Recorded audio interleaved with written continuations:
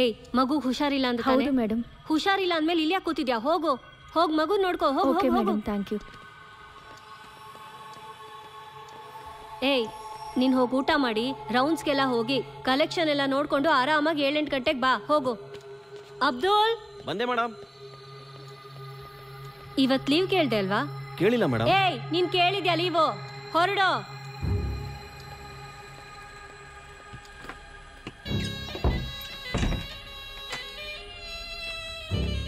ಮೂಸ್ madam. ಯಾವೂರು? ಮಂದವಾಸಿ. ಹಾ ಮಂದವಾಸಿ madam. ಸರಿ ಕೂತ್ಕೋ. ಇರ್ಲಿ ಮೇಡಮ್. ಕೂತ್ಕೊಳ್ಳೋ. ಪರವಾಗಿಲ್ಲ ಮೇಡಮ್. ಕೂತ್ಕೊಳ್ಳೋಲೇ. ಕೂತ್ಕೋ ಅಂತ ಹೇಳ್ತಿದ್ದೀನಿ. ಇಲ್ಲಿ ನೋಡು, ನಾನು ಹೇಳ್ದಂಗೆ ಕೇಳಿದ್ರೆ ನಿಂಗೆ ಒಳ್ಳೇದು. ಇಲ್ಲ ಅಂದ್ರೆ ಬಂದಾರಿಲಿ ನಿಮ್ಮೂರು ಕಳಿಸ್ಬಿಡ್ತೀನಿ. ಅಯ್ಯೋ ಮೇಡಮ್, ಹಂಗೆಲ್ಲ ಮಾಡಬೇಡಿ ಮೇಡಮ್. ಹಾಗಿದ್ರೆ ನಾನು ಹೇಳ್ದಂಗೆ ಮಾಡು. ಸರಿ ಮೇಡಮ್. ಸರಿನಾ? ಸರಿ ಮೇಡಮ್. ಅಪ್ಪ ಮೈಯೆಲ್ಲ ನೋವ್ತಿದೆ ಕಣೋ. ಸ್ವಲ್ಪ ಕೈ ಒತ್ತೋ. ಕೈ ಇಷ್ಟೇನಾ ಇರೋದು? ಫುಲ್ ಒತ್ತೋ. ನಾನು ಹೆಂಗಿದ್ದೀನಿ ಹೇಳೋ. ನೋಡಕ್ ಚೆನ್ನಾಗಿದ್ದೀನಾ? ಮೇಡಮ್ ನನಗೆ ಬರೋ ತಿಂಗಳು ಮದುವೆ ಇದೆ ಮೇಡಮ್. ಸೂಪರ್ ಕಣೋ. ಕೆಲವು ವಿಷಯಗಳು ತಿಳ್ಕೊಂಡಿರ್ಬೇಕು. ಅವಾಗ್ಲೇ ಮದ್ವೆ ಆದ್ಮೇಲೆ ಚೆನ್ನಾಗಿರೋದು. ಹೆಂಡತಿಗೂ ಹೇಳ್ಕೊಡ್ಬೋದು. ಇಲ್ಲಿ ನೋಡು, ನಾನ್ ಹೇಳ್ದಂಗೆ ಕೇಳಿದ್ರೆ ನಿನಗೆ ಒಳ್ಳೇದು. ಇವಾಗ ಡ್ರೈವರ್ ಆಗಿದ್ಯಾ, ಹೆಡ್ ಕಾನ್ಸ್ಟೇಬಲ್ ಆಗ್ತ್ಯಾ, ಆಮೇಲೆ ಸಬ್ ಇನ್ಸ್ಪೆಕ್ಟರ್ ಆಗ್ತ್ಯಾ, ಕೊನೆಗೆ ಇನ್ಸ್ಪೆಕ್ಟರ್ ಆಗ್ಬೋದು. ಏನೋ ಗುಡ್ ಬಾಯ್.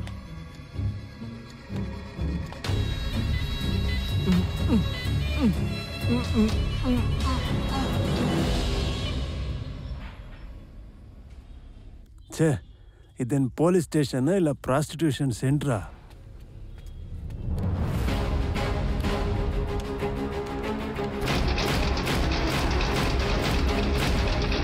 ವಡಚೆನ್ನೈ ಪೊಲೀಸ್ ಠಾಣೆಯ ಇನ್ಸ್ಪೆಕ್ಟರ್ ಆಗಿರುವ ಭೈರವಿ ಅವರು ತನ್ನ ಸಹೋದ್ಯೋಗಿಯ ಮೇಲೆ ಲೈಂಗಿಕ ದೌರ್ಜನ್ಯ ನಡೆಸಿದ್ದಾರೆ ಎಂದು ತಿಳಿದು ಬಂದಿದೆ. ಅವರ ಈ ಕೃತ್ಯವನ್ನು ಟ್ರಾಫಿಕ್ ರಾಮಸ್ವಾಮಿ ಅವರು ತಮ್ಮ ಸೆಲ್ಫೋನ್ನಲ್ಲಿ ಸೆರೆ ಹಿಡಿದು ಈಗ ಆ ದೃಶ್ಯಗಳು ಸಾಮಾಜಿಕ ಜಾಲತಾಣದಲ್ಲಿ ಹರಿದಾಡ್ತಿದೆ.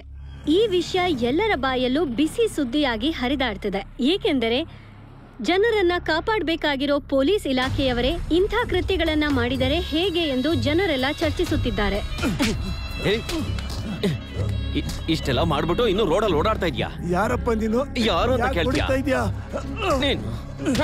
ಹೋಗೋ ಮೇಡಮ್. ಈ ಮುಲ್ಕ ನನ್ನ ಪರ್ಸ್ ಕದ್ಬಿಟ್ಟ ಮೇಡಮ್. ಓ 420 ಕೇಸಾ? ಏಯ್ ಸಾರ್ನ ನಮ್ ಸ್ಟೇಷನ್ ಹಿಂದೆ ಕಟ್ಟಾಕು. ಕೊಡ್ಬೇಕಾಗಿರೋ ಮರ್ಯಾದೆನೆಲ್ಲ ನಾನ್ ಬಂದ್ ಕೊಡ್ತೀನಿ. ಬಾ ರೆಡಿ. ಪಿಕ್ ಪಾಕೆಟ್ ಮಾಡ್ತೀಯಾ? ಎಷ್ಟು ಜನ ರೌಡಿಗಳು, ಎಷ್ಟು ಜನ ಪೊರ್ಕಿಗಳ ಹತ್ರ ನಾನು ಡೀಲ್ ಇಟ್ಕೊಂಡಿದ್ದೀನಿ. ಕಚ್ಚಡ ರಾಸ್ಕಲ್, ನನ್ನ ಹತ್ರನೇ ಆಟ ತೋರಿಸ್ತೀಯಾ? ಅವರು ನನ್ನ ಹೊಡಿತಾನೆ ಇದ್ರು. ಮೊದಲನೇ ಏಟು ಮಾತ್ರ ನನಗೆ ನೋವು ಅನಿಸ್ತು. ಅದಾದ್ಮೇಲೆ ನೋವೇ ಆಗ್ಲಿಲ್ಲ.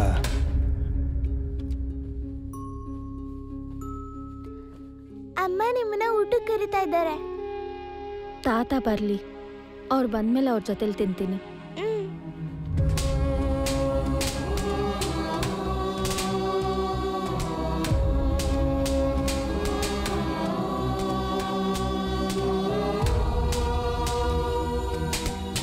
ಅಷ್ಟು ಜನನು ಕುಸ್ತಿಲಿ ಗೋಲ್ಡ್ ಮೆಡಲ್ ಬಂದವ್ರ ತರ ಹೊಡಿತಾ ಇದ್ರು.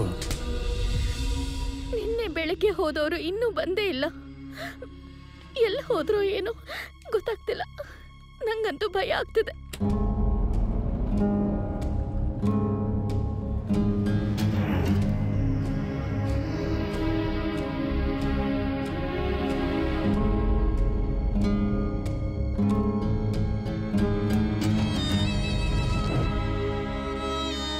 ಏನೋ ನನ್ ಫೋಟೋನೇ ತೆಗೆದು ಪೇಪರಲ್ಲಿ ಹಾಕಿಸ್ತ್ಯಾ? ನಾನ್ ಹೊಡೆಯೋ ಏಟಿಗೆ ನಾಳೆ ಶ್ರದ್ಧಾಂಜಲಿ ಕಾಲಮಲ್ಲಿ ನಿನ್ ಫೋಟೋ ಬರುತ್ತೆ, ನೋಡ್ತಿರೋ.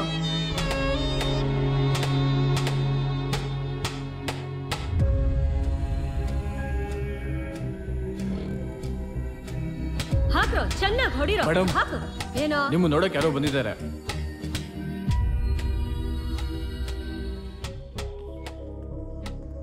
ಬನ್ನಿ.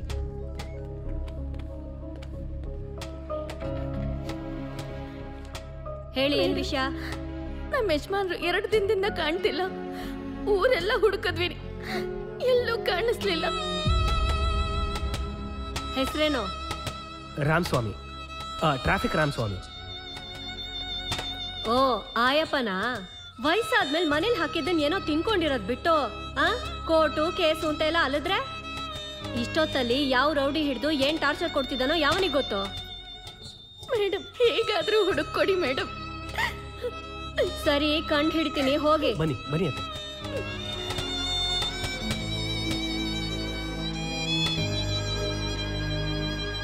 ಏನಮ್ಮ ಆ ಫೋಟೋ ಕೊಡಿಲೆ. ಕೊಡಿ ಸಾರ್. ಏನಪ್ಪ ಇವ್ರನ್ನೆಲ್ಲಾದ್ರೂ ನೋಡಿದ್ಯಾ?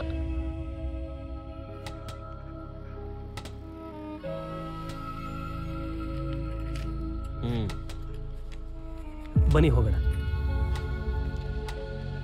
ಏನಕ್ಕ ನೀನು ಒಬ್ಳು ಹೆಂಗ್ಸ ಆ ಮುದ್ಕೊಂಡು ಹಿಡ್ಕೊಂಡು ಅಷ್ಟೊಂದು ಹೊಡಿತಾ ಇದ್ದೀರಾ? ನೋಡು ಅವ್ನ ಹೆಂಡತಿ ಹೆಂಗ್ ಅಳ್ತಾವಳೆ ಅಂತ. ಛೇ, ಅವರು ನನ್ನ ತಲೆ ಕೆಳಗೆ ಮಾಡಿ ಕಟ್ಟಿ ಹೊಡಿತಾ ಇದ್ರು. ಆದ್ರೆ ನನ್ನ ಕಣ್ಣಿಗೆ ಪಾಪ ಅವರು ತಲೆ ಕೆಳಗಾಗಿ ನಿಂತಿರೋ ತರ ಕಾಣ್ತಿತ್ತು.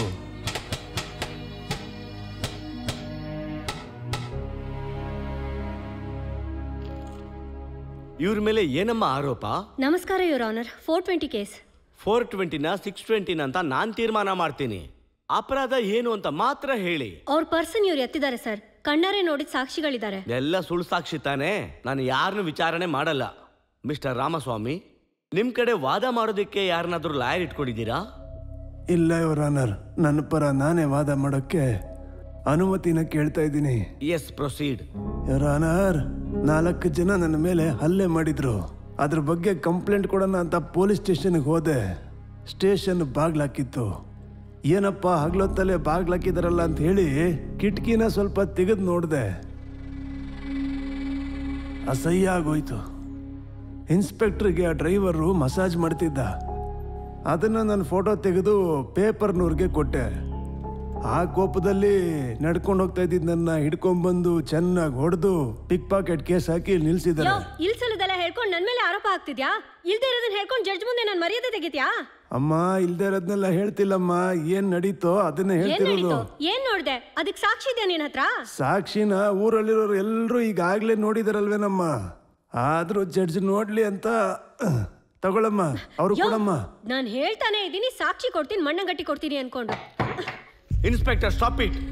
ಕೋರ್ಟಲ್ಲಿ ಎಷ್ಟು ಇಂಡಿಸೆಂಟ್ ಆಗಿ ನಡ್ಕೋತೀರಾ? ನಿಮ್ ರೌಡಿತನಗಳನ್ನೆಲ್ಲ ಪೊಲೀಸ್ ಸ್ಟೇಷನ್ ಇಟ್ಕೊಳ್ಳಿ. ಇಲ್ಲಿ ಬುಕ್ಕನ್ನು ಹರಿದಿದ್ದು contempt of court. Sorry your honour. ಒಂದು ಬುಕ್ ಏನೋ ಹರಿದು ಬಿಟ್ಟೆ, ಇನ್ನೊಂದು 4 ಲಕ್ಷ ಕಾಪಿ ಇದೆ. ಅದನ್ನೆಲ್ಲ ಹರಿದಾಕ್ತೀಯಾ?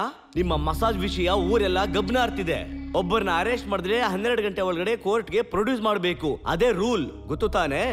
ಆದ್ರೆ ನಿಮ್ಗೆ ಆಗದೆ ಇರೋರನ್ನ ಶುಕ್ರವಾರ ಸಂಜೆ ಅರೆಸ್ಟ್ ಮಾಡಿ ಶನಿವಾರ ಭಾನುವಾರ ಪೊಲೀಸ್ ಸ್ಟೇಷನ್ ಅಲ್ಲಿ ಹಾಕೊಂಡು ಚೆನ್ನಾಗಿ ಹೊಡೆದು ಟಾರ್ಚರ್ ಮಾಡಿ ಸೋಮವಾರ ಬೆಳಗ್ಗೆ ಅವನ ಮೇಲೆ ಒಂದು ಸುಳ್ಳು ಕೇಸನ್ನ ಹಾಕಿ ಕೋರ್ಟ್ಗೆ ಪ್ರೊಡ್ಯೂಸ್ ಮಾಡ್ತೀರಾ. ಏನಮ್ಮ ಹೀಗೆ ಹೊಡೆದಿದ್ದೀರಾ? ಒಬ್ಬ ಸೀನಿಯರ್ ಸಿಟಿಸನ್ ನ ಹೀಗ ನಡ್ಸ್ಕೊಳ್ಳೋದು? ನೋಡಿ ಕೈನಲ್ಲಿ ಹೇಗೆ ಗಾಯ ಆಗಿದೆ. ಅಯ್ಯೋ, ನಾವು ಹೊಡೆದಿಲ್ಲ ಯುವರ್ ಆನರ್. ಹೌದು, ಅವರೇ ಎಡ್ವಿ ಕೆಳಗೆ ಬಿದ್ದು ಅವರೇ ಗಾಯ ಮಾಡ್ಕೊಂಡು ಅವರೇ ಸ್ವತಃ ಹೊಡ್ಕೊಂಡು. ಏನ್ರಮ್ಮ, ಇನ್ನು ಎಷ್ಟು ವರ್ಷ ಅಂತ ಸುಳ್ಳು ಹೇಳ್ತೀರಮ್ಮ?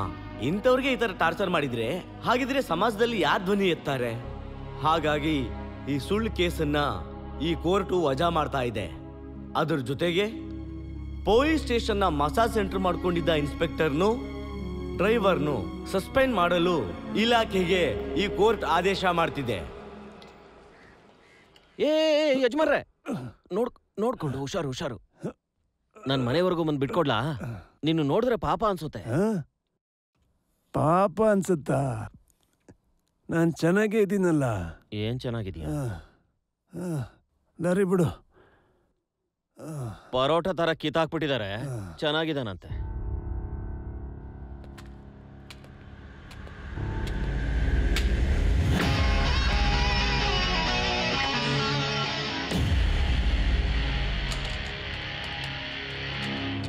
ಷಣ್ಮುಗಂ, ಒಳಗ್ ಬನ್ನಿ. Yes sir. ಏನ್ರಿ ಇದು? What is this? ದರಿದ್ರವಾಗಿದೆ, ಅಸಹ್ಯವಾಗಿದೆ. ಪೊಲೀಸ್ ಡಿಪಾರ್ಟ್ಮೆಂಟ್ ಅಂದ್ರೆ ಜನರಿಗೆ ಒಂದು ಮರ್ಯಾದೆ ಇರಬೇಕು. ಏನಿದು? ಏನಿ ಲೇಡಿನ ಇಷ್ಟು ದಿನ ಸುಮ್ಮನೆ ಬಿಟ್ಟಿದ್ದೀರಾ? ಸರ್, 2 ದಿವಸಕ್ಕೆ ಮುಂಚೆನೇ ನನಗೆ ವಿಷಯ ಗೊತ್ತಾಗಿದ್ದು. ನೀವು ಫಾರಿನಿಂದ ಬಂದ ತಕ್ಷಣ ನಿಮ್ಮ ಹತ್ರ ಡಿಸ್ಕಸ್ ಮಾಡಿ ಆಕ್ಷನ್ ತಗೊಳ್ಳೋಣ ಅನ್ಕೊಂಡಿದ್ದೆ. ನೋ, ಡಿಪಾರ್ಟ್ಮೆಂಟ್ ಅವಮಾನ ಮಾಡಿದವ್ರ ತಕ್ಷಣ ಕಿತ್ತು ಎಸಿಬೇಕು. ಈಗಲೇ ಆ ಲೇಡಿಗೂ ಆ ಡ್ರೈವರ್ಗೂ ಡಿಸ್ಮಿಸ್ ಆರ್ಡರ್ ರೆಡಿ ಮಾಡು ನಾವು. Yes sir.